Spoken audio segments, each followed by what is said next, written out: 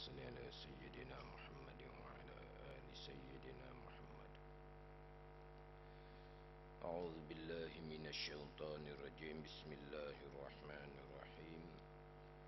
الحمد لله رب العالمين، والصلاة والسلام على سيد المرسلين وعلى آله وصحبه أجمعين.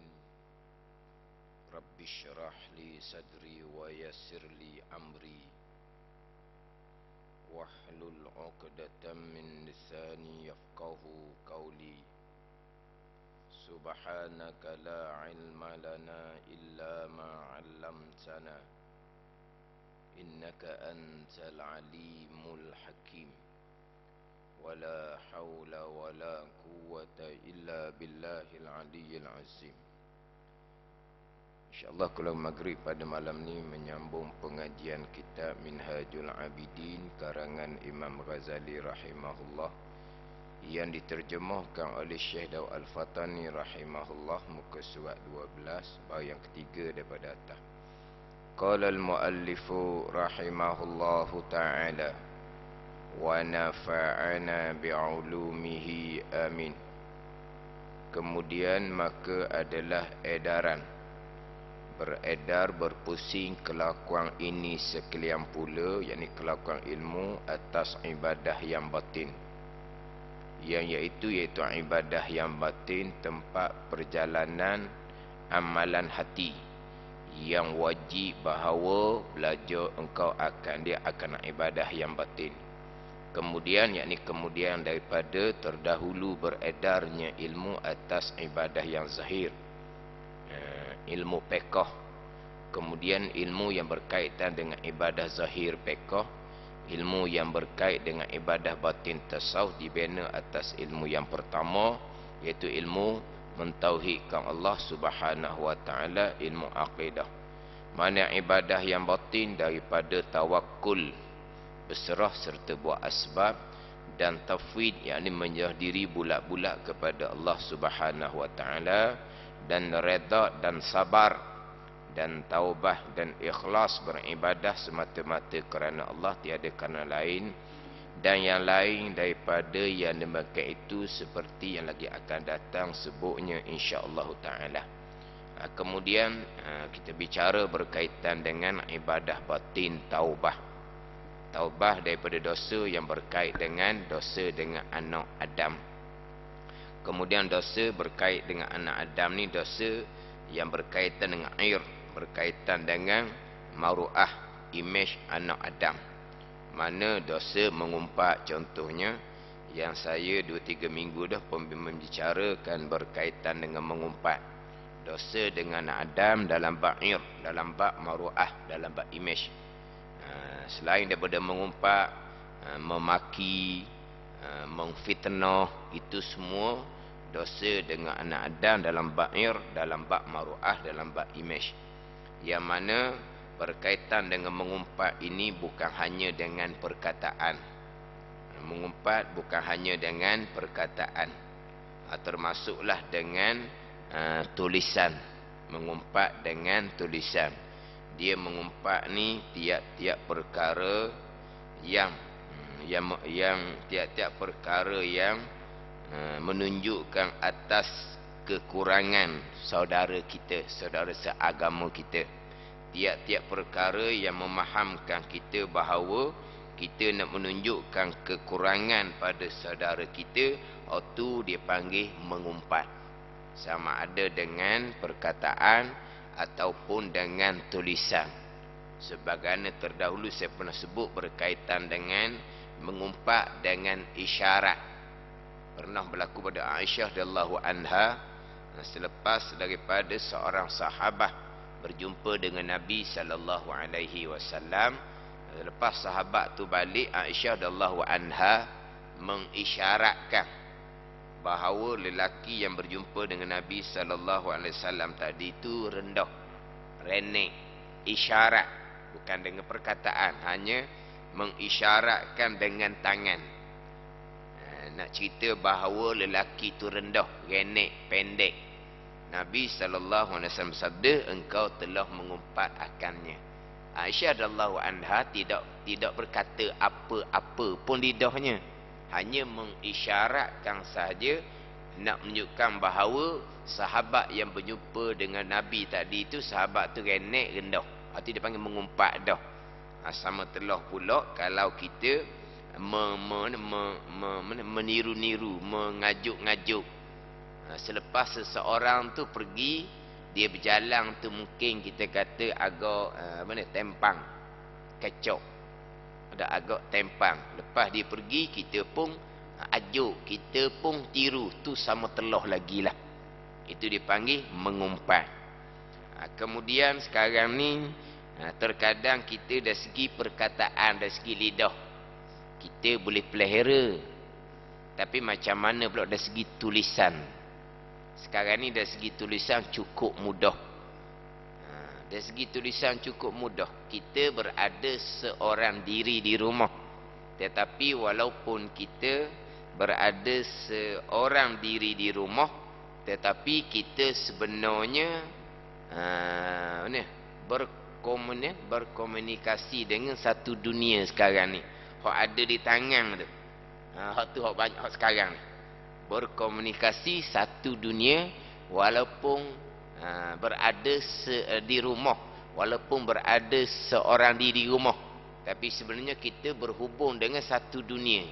Ni terkadang kita dengan jari kita, dengan tangan kita, dengan jari kita, kita menulis yang menunjukkan atas kekurangan saudara kita. Itu dia panggil mengumpat. Sebab itulah selain daripada lidah, tangan pun kena pelihara. Sebab Nabi SAW bersabda, apabila ditanya oleh sahabat Nabi SAW, ayyul muslimina afdal, manakah orang muslim yang afdal? Nabi kata, man salimal muslimuna min lisanihi wa yadihi, muttafaqun alaih. Mana orang Islam yang lebih ni? Mereka yang selamat oleh orang-orang Islam min lisanihi, daripada lidahnya, wa yadih, dan tangannya. Ni tangan ni. Selamat orang Islam lain daripada lidah, selamat orang Islam lain daripada tangan. Orang ni lah orang yang lebih di kalangan orang-orang Islam. Selamat daripada jari tu. Faham ni? Sebab sekarang ni apa-apa perkara kita jadi nak juang belaka, nak terbabik belaka. Faham tak ni? Nak terbabik belaka. Perkara tu berkaitan dengan kes polis, kita pun sama macam polis juga. Perkara tu belum lagi dibicarakan di mahkamah, kita lah pula jadi tok hakimnya. Jadi dunia kita tak tahulah macam mana. Itu urusan pihak berkuasa. Kemudian naik ke mahkamah, urusan mahkamah pula. Yang mana kita ni, kitalah jadi pihak berkuasa, kitalah jadi tok hakim, kita tulis macam-macam. Kita maki orang tu, kita kecam orang tu, kita kutuk orang tu, macam tak ada kerja langsung dah. Macam tak ada kerja, takut kadang-kadang tengok. Takut tengok macam mana akhlak kita orang Islam sekarang. Benda tu benda yang sudah berada di tangan pihak berkuasa. Senyap sudahlah kitanya, tak payah duk ulah-ulah lah. Ulah kita tu macam kita tu hakim dah, menjatuhkan hukuman. Bukan menjatuhkan hukuman saja kepada yang belum didakwa di mahkamah, bukan kita menjatuhkan hukuman kepada keluarga yang kita jatuh hukuman tu. Habis semua kena. Ni sikap orang Islam kita sekarang. Jaga molek lah keluarga kita tu. Kita jaga diri kita molek. Anak bini kita jaga molek. Tu sebab apa? Sebab masing-masing telefon di tangan. Apa dah ni? Telefon di tangan. Dia apa-apa tulisan kita yang menunjukkan atas kekurangan saudara kita dalam apa perkara sekalipun, kekurangan pada agama, kekurangan pada diri, kekurangan pada akal, kekurangan pada pekerjaan, kekurangan pada percakapan, cakap kabur, itu semua dia panggil mengumpat belaka tu. Itu cerita mengumpat ni. Manapun mengumpat ni perkara yang sebenar. Mengumpat ni kita maklumlah perkara yang sebenar. Kalau perkara tu perkara yang tidak sebenar, itu bukan mengumpat, itu fitnah. Sebab itulah bila Nabi SAW menyatakan bahawa mengumpat ni zikruka akhaka bima yakrah tu, menyebut oleh engkau akan saudara engkau dengan perkara yang ia benci. Maka sahabat pun tanya Nabi SAW, afara'aita in kana fi akhi ma aqul.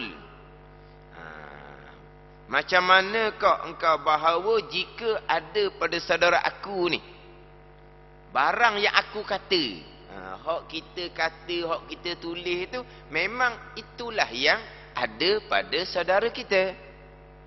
Bukan kita reka-reka, bukan kita tambah-tambah.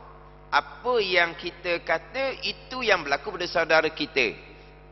Nabi SAW bersabda, in kana fihi ma taqul fakhadibatahu. Jika ada pada saudara engkau barang yang engkau kata tu, sesungguhnya engkau telah mengumpat akan dia. Sebaliknya, jika apa yang engkau kata tu tidak ada pada saudara engkau, engkau telah tahmah, engkau telah fitnah akan saudara engkau. Ni kadang-kadang satu hal kita ni, saya tidak mengumpat, saya kata benda sebenar. Inilah benda sebenar itulah mengumpat. Kalau benda tak sebenar dipanggil bohong, tahmah, fitnah. Terdahulu saya sebut dah berulang-ulang kali, ada orang faham mengumpat ni kata sebelah belakang, tu salah terang-terang. Ada orang pula, saya tidak mengumpat, saya kata benda sebenar. Kata benda sebenar itulah mengumpat. Kalau benda tu tak sebenar, itu fitnah. In kana fihi ma taqul faqadir tabatahu. Nabi kata, jika adalah pada saudara engkau barang yang engkau kata, maka sesungguhnya engkau telah mengumpat akan saudara engkau. Hak kita kata tu memanglah itu yang berlaku pada saudara kita. Maka Nabi kata itulah engkau umpat. Hak sebenar telah mengumpat. Hak tahu sebenar, hak tu naik pada tahmah, fitnah pula situnya. Jadi kalau dengan perkataan sekali jalan je, kalau tidak ada rakaman, tidak adalah perkataan kita tu. Kalau dengan tulisan macam mana? Kita tulis, tulisan kita berkekalan. Tulisan kita pula di-share, dikongsi pula oleh orang lain. Nak kira macam mana tu pula? Kan dah ni? Kita tidak tulis perkataan tu, kita yang ambil, kita share. Hak kita dah jadinya. Kalau perkataan tu mengumpat, kita lah mengumpat sama. Kalau fitnah, kita fitnah sama. Sekarang yang menulis orang lain, yang memfitnah orang lain. Kita ambil tulisan dia, mengumpat dan fitnah tadi, kita pula share kepada orang lain. Jadi hak kita pula. Kita yang panggil orang yang mengumpat, orang yang memfitnah. Orang hak asal tu, hak tu panjang lah hak dianya. Kita ni tuang baru, dia tuang asal. Pada ni macam piramid tau. Tu macam mana ni? Hak nu tuang asal, hak nombor 1. Dia hak masuk dalam FB tau. FB apa semua. Kita ambil dia, kita pula share. Kita tuang yang kedua. Jadi kalau ke piramid, hak atas sekali untung banyak oh. Kau macam mana? Hak bawah ni untung juga. Gitulah lebih kurang lah. Mana hak mula-mula tulis dengan umpatan, dengan fitnah tu, dia lah hak paling untung banyak sekali. Untung paling banyak ni. Untung apa ni? Ni dosa-dosa ni. Dosa dengan anak Adam ni. Lepas tu orang kemudian ni dia share, dia tuang pula. Yang kata saya share saja, bukan saya yang tulis umpatan tu, bukan saya yang tulis makian tu, bukan saya yang tulis fitnah tu. Dak, hak kita ambil jadi hak kita. Kita jadi tuang yang baru. Lepas selesai kemudian nyata tak betul. Dah tak betul dah apa? Tak apa, macam mana kamu telah berdosa dengan anak Adam, kena pergi minta maaf dengan dia pula. Ada ni.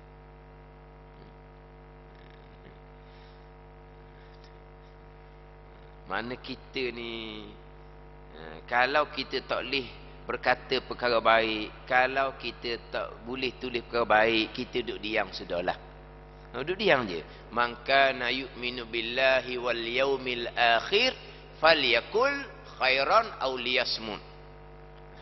Man kana yu'minu billahi wal yaumil akhir, sesiapa yang beriman dengan Allah dan hari akhirah.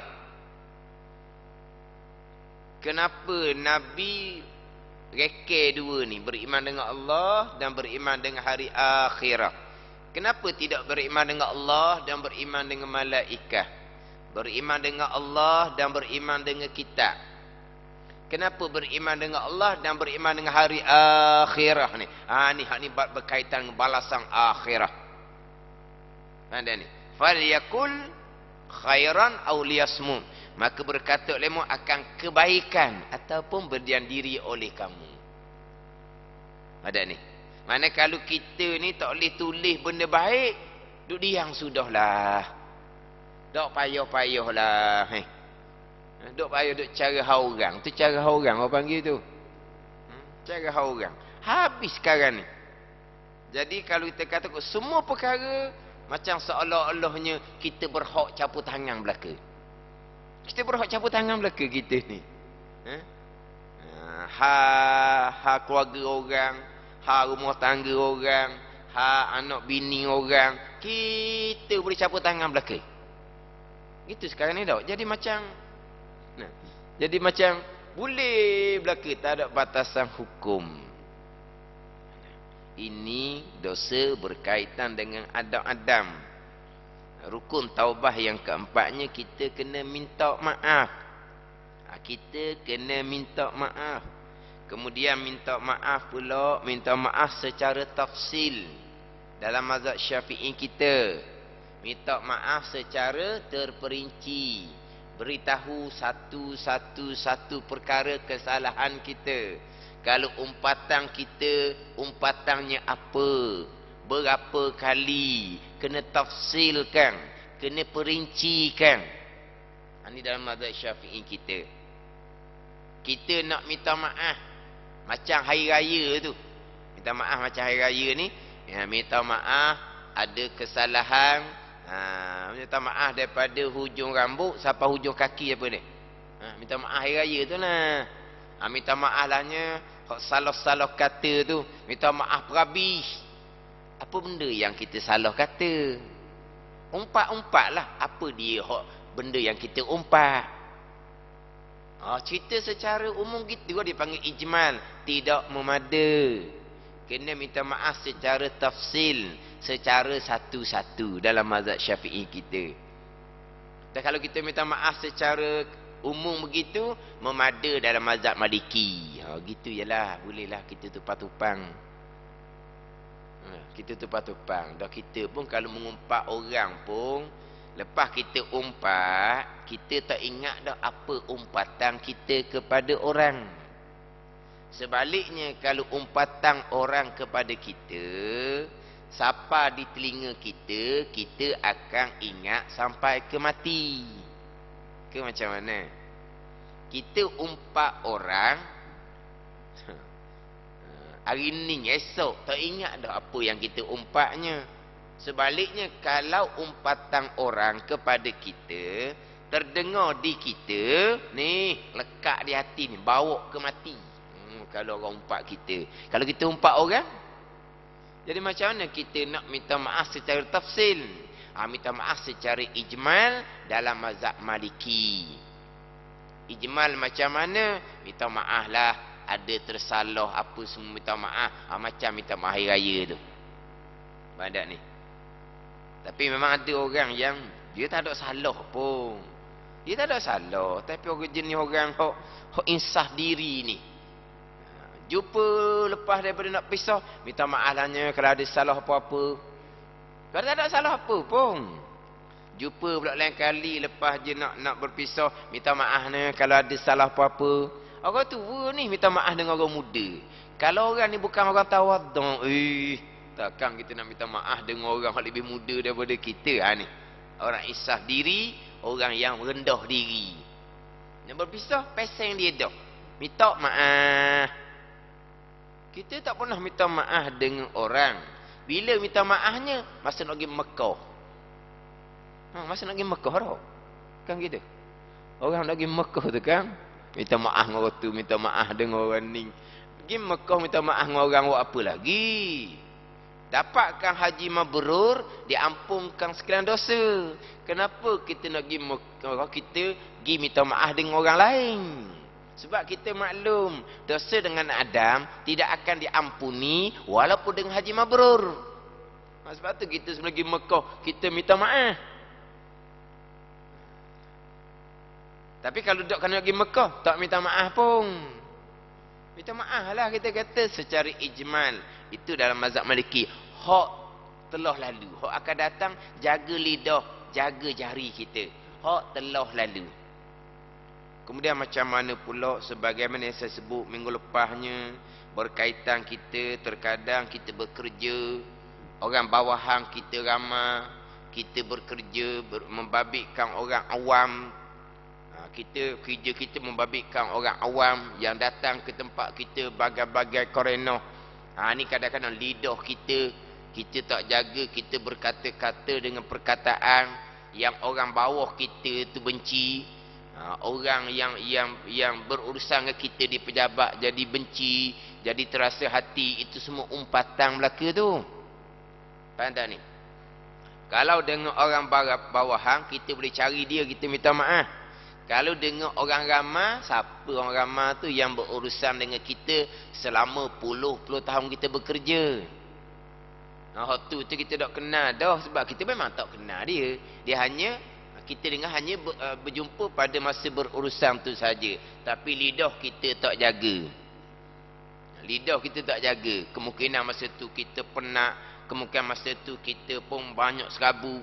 Lepas tu pula kalau hak mari tu pula orang kapung tulis borang pun tak betul, tulis borang pun tak cukup. Kita pun kata depan dia dengan perkataan yang ia benci. Mengumpatlah tu. Padahal mengumpatlah tu. Nak kira macam mana pula tu? Sebab kita tak kenal siapa orang tu dah. Faham tak ni?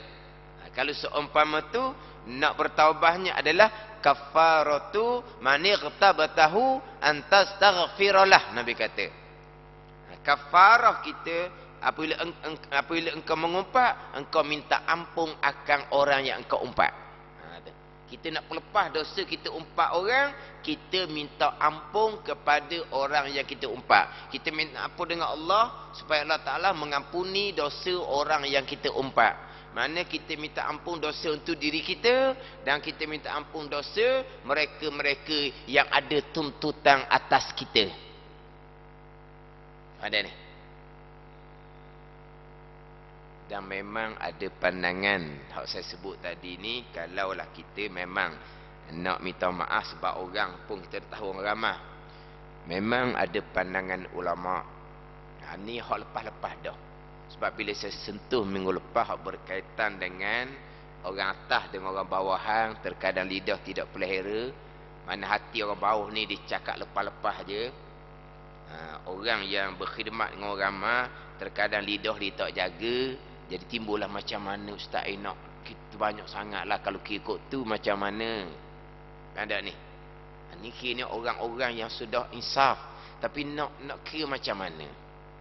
Inilah kadang-kadang kita sebagai tuan rumah, hak bekerja di rumah kita, pembantu rumah, tidak kira siapa ke kerja di rumah kita, kadang-kadang kita punya lidah tak jaga. Sebab apa? Sebab kita tuang dia, majikan dia, tak nak kuli kita, kerana kita nak kata apa pun, dah puas hati cari kerja lain lah. Sedaknya kita.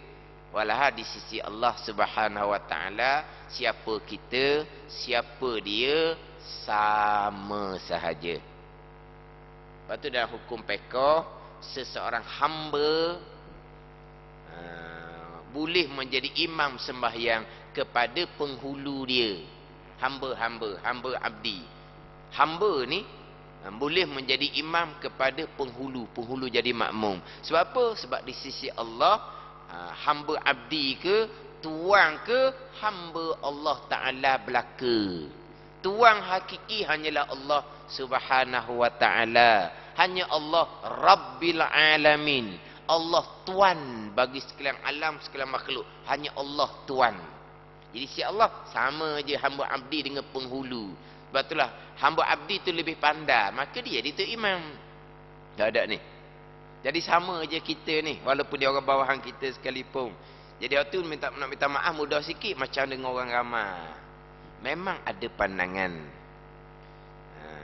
Dosa mengumpat contohnya, dia tidak syarat kita minta maaf. Cukup dengan kita minta ampun kepada Allah supaya Allah Ta'ala mengampuni dosa orang yang kita umpat. Ini ada pandangan yang seumpama ni. Jadi hak lepas-lepas dah banyak gitu je lah. Kita minta ampun untuk diri kita dan kita minta ampun untuk orang yang kita umpat. Contohlah, contoh kita lepas semayang.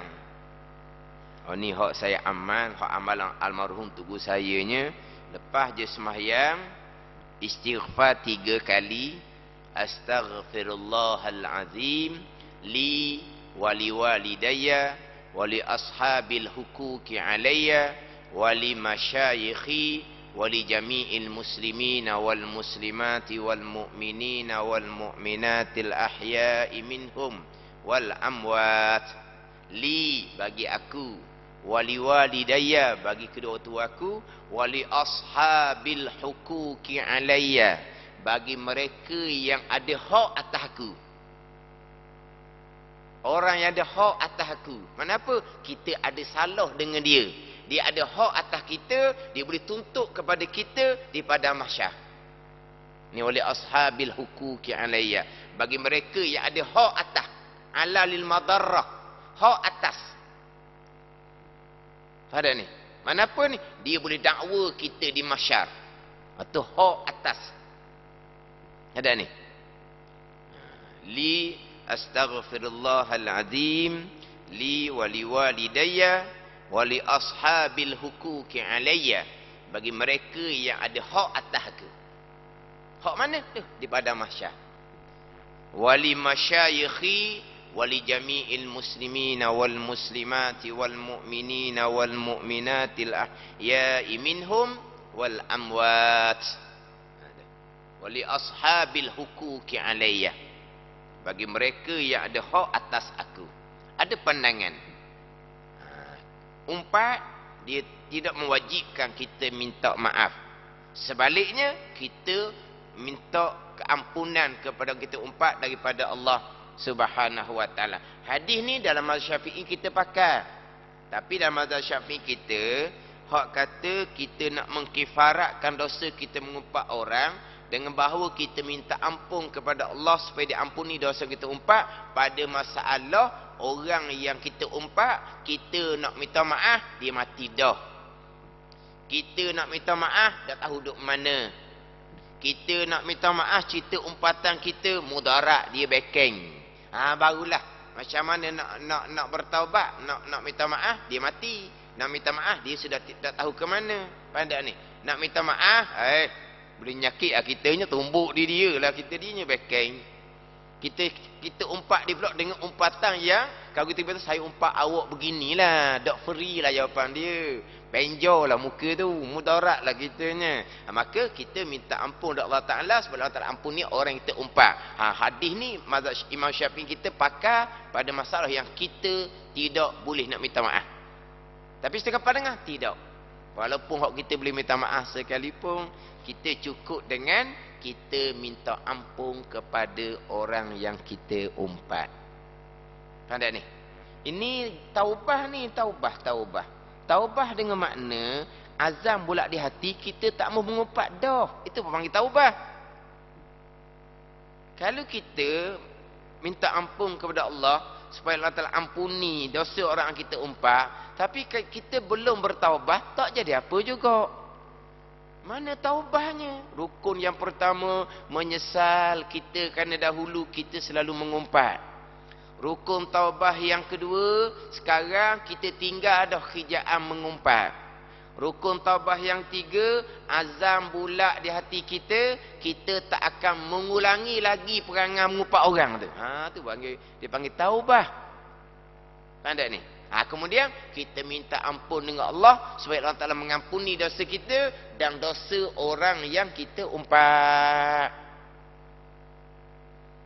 Maknanya terbuka sikit peluang. Ada ni? Tambahan kita pula dulu-dulu. Pasal cerita minggu lepas tu memang ada respon lah. Oh, kalau ke gitu kok, tiap-tiap perkataan kita kepada saudara kita dengan perkataan dia benci, dia panggil mengumpat, lalu dah banyak sangat kita.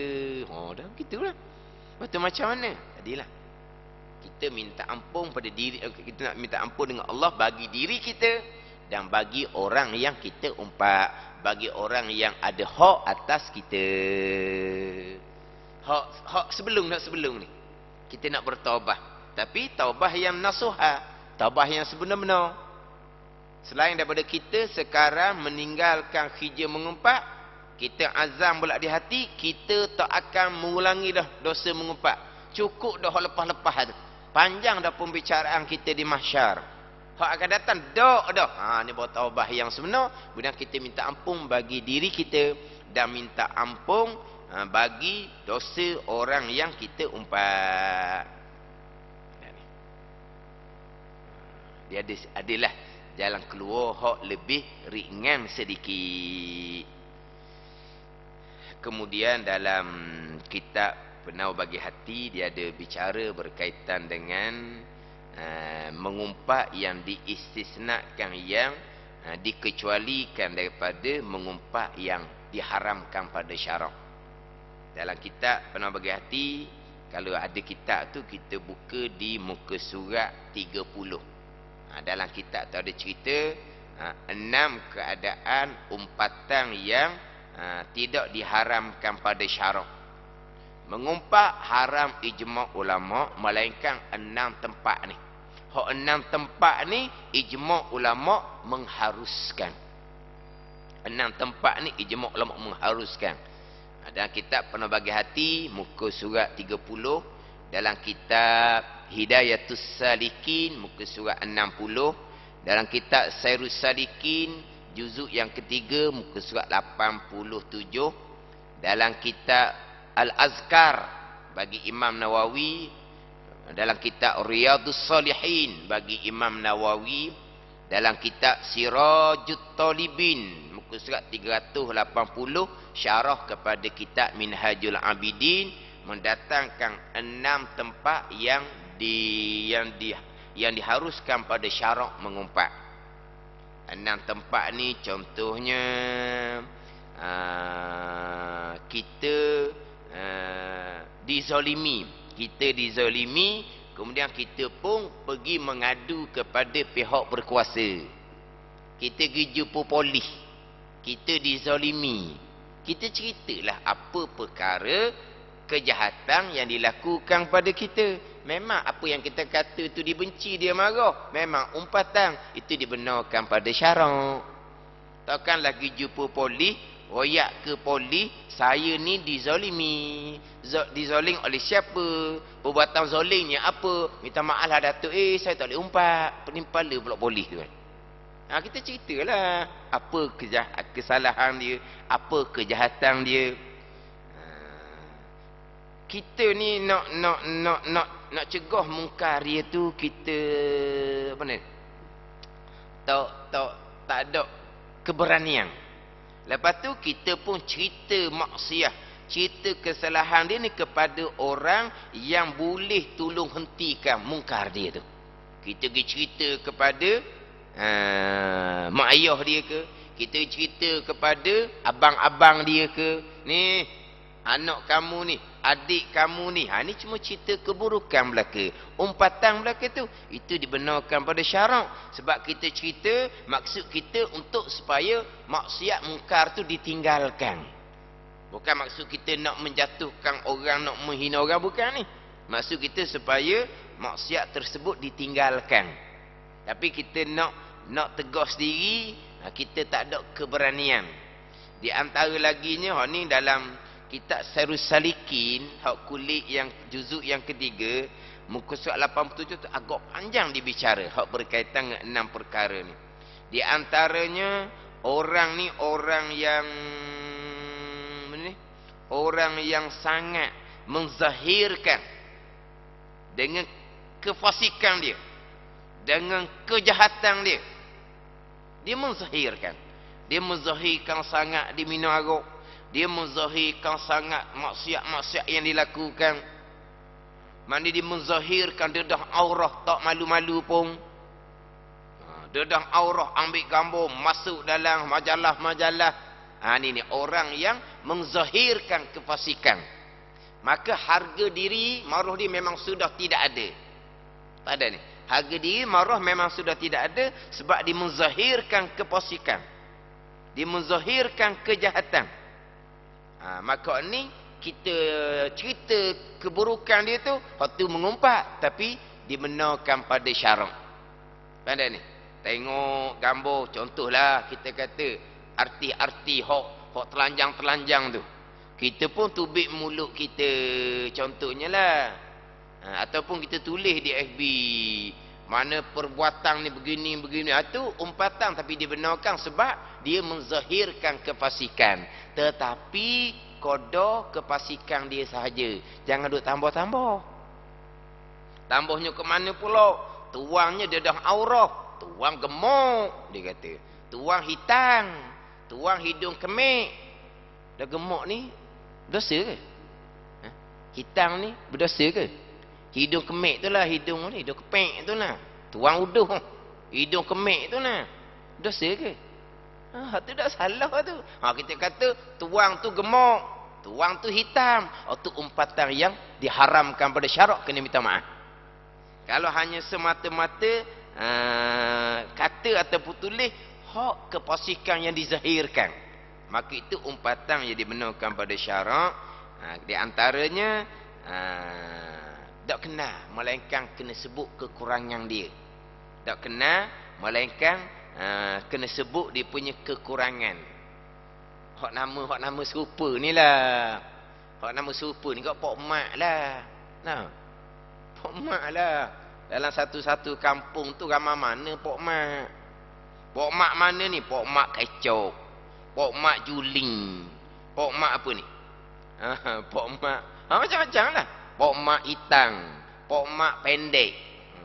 Pok Mak apa lagi? Ada ni. Ini semua ni. Mana kita cerita kekurangan belaka tu. Tapi tak kena, melainkan kena sebut. Pok Mak ramai. Pok Mak mana? Pok Mak Kecok. Kena dah.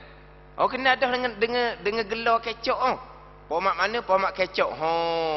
Lah, hok kecok, hok hitang tu lah. Hitang tu dah maaf dah. Hitang dah kita tahu dah, kecok kena dah kan.